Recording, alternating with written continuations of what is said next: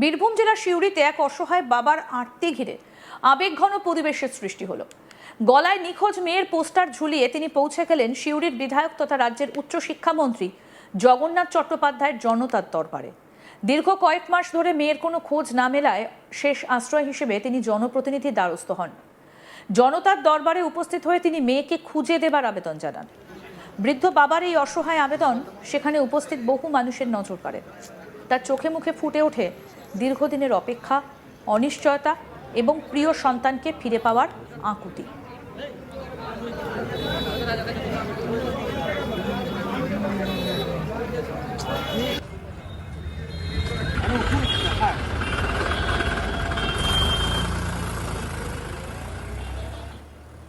নিখোঁজ তরুণীর নাম অমৃতা সিংহ। পরিবারের দাবি চলতি বছরের 13ই মার্চ থেকে তার কোনো খোঁজ মিলছে না। সেই দিন থেকেই কার্যত বদলে যায় পরিবারের স্বাভাবিক জীবনযাত্রা। বিশেষ করে বাবা অর্ধেন্দু সিংহের প্রতিটা দিন শুরু হয় মেয়ের খোঁজের আশায় এবং শেষ হয় হতাশা নিয়ে। সময় যত এগিয়েছে ততই বেড়েছে উৎকণ্ঠা। কিন্তু এতদিন পরেও অমৃতার কোনো সন্ধান না মেলায় পরিবার গভীর দুশ্চিন্তার মধ্যে রয়েছে। মেয়ের নিখোঁজ হবার পর প্রথম থেকেই পুলিশ প্রশাসনের দ্বারস্থ হন অর্ধেন্দু সিংহ। প্রয়োজনীয় অভিযোগ দায়ের করার পাশাপাশি তিনি বিভিন্ন সূত্রে মেয়ের সন্ধান করার চেষ্টা চালিয়ে গিয়েছেন। আত্মীয় স্বজন, পরিচিত মানুষ, বিভিন্ন এলাকা এবং সম্ভাব্য সূত্র ধরে খোঁজ করেছেন তিনি। কোথাও যদি সামান্য সম্ভাবনার ইঙ্গিত মেলে সেখানেও তিনি পৌঁছে গিয়েছেন নিজের মেয়ের খোঁজে। তার কাছে একটাই লক্ষ্য ছিল, যে কোনো উপায়ে মেয়েকে খুঁজে বের করা।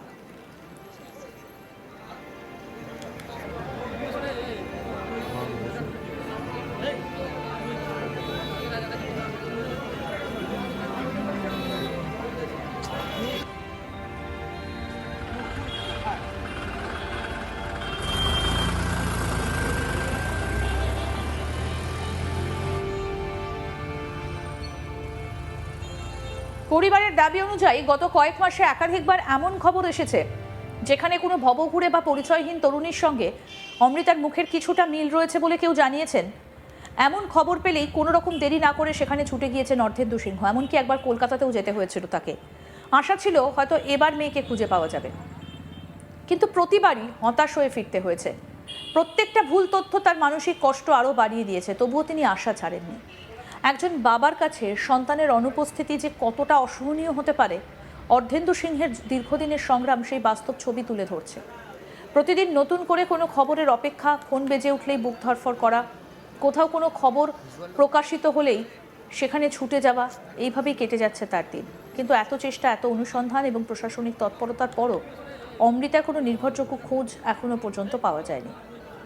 ঘটনার গুরুত্ব বিবেচনা করে বীরভূম জেলা পুলিশও তদন্তে সক্রিয় ভূমিকা নিয়েছে। পুলিশ সূত্রে জানা গিয়েছে, নিখোঁজ অমৃতা সিংহের সন্ধান পেতে একটা বিশেষ তদন্তকারী দল গঠন করা হয়েছে। এই বিশেষ টিম বিভিন্ন দিক খতিয়ে দেখছে এবং সম্ভাব্য সমস্ত সূত্র যাচাই করার চেষ্টা করছে। তদন্তে প্রযুক্তিগত তথ্য, যোগাযোগের সূত্র এবং অন্যান্য প্রাসঙ্গিক বিষয়ও খতিয়ে দেখা হচ্ছে বলে জানা গিয়েছে। শুধু জেলা পুলিশের তদন্তেই বিষয়টা সীমাবদ্ধ থাকেননি, তদন্তভার রাজ্য পুলিশের সিআইডির কাছেও গিয়েছে। অর্থাৎ ঘটনাটিকে গুরুত্ব দিয়ে উচ্চতর পর্যায়ে তদন্ত এগিয়ে নিয়ে যাওয়া হচ্ছে।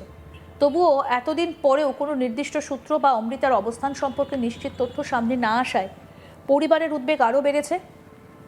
তদন্ত চললেও মেয়েকে ফিরে না পাওয়ার যন্ত্রণা প্রতিদিন আরও গভীর হচ্ছে বলে জানিয়েছেন পরিবারের সদস্যরা।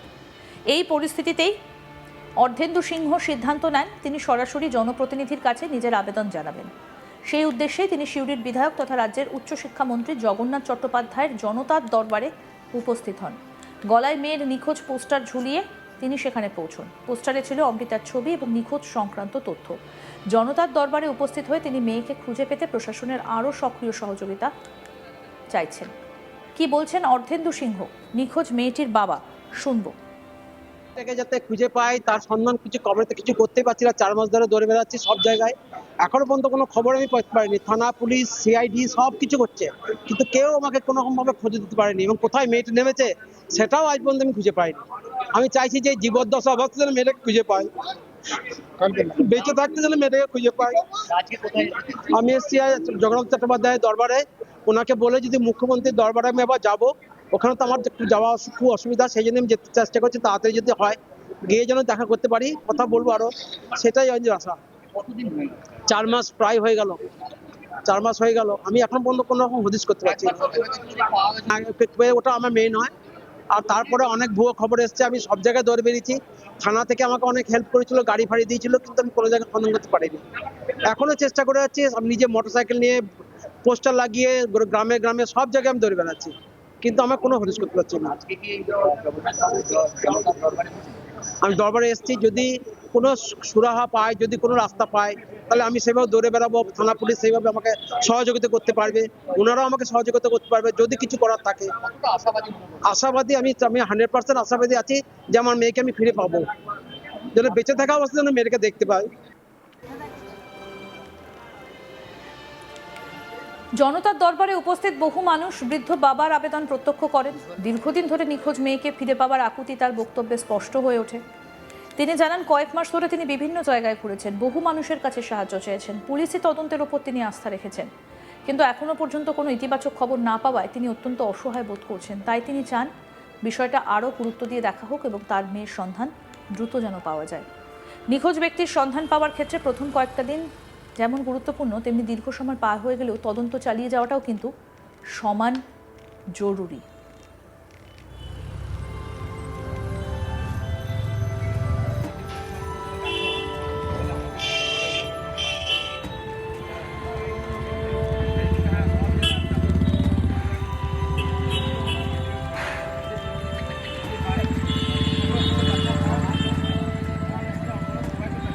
এবার নিখোঁজ মেয়ের পোস্টার গলায় ঝুলিয়ে অসহায় বাবার আরতি।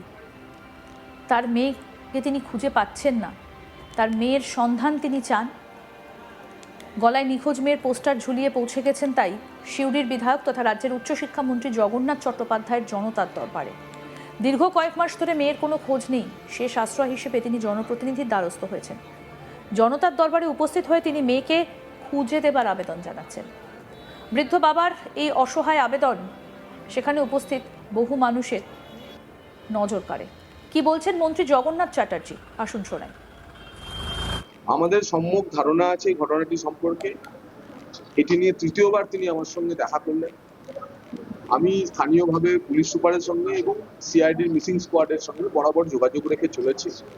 সিআইডিও খুঁজছেন, কিন্তু সমস্যা একটাই হয়ে গেছে, সেটা আমি ওনার বাবাকেও বুঝিয়ে বলেছি, যে কোনো মিসিং লিঙ্ক নেই।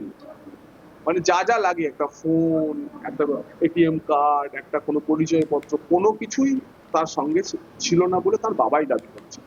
কিন্তু তারপরও তন্ন তন্ন করে খোঁজা হচ্ছে।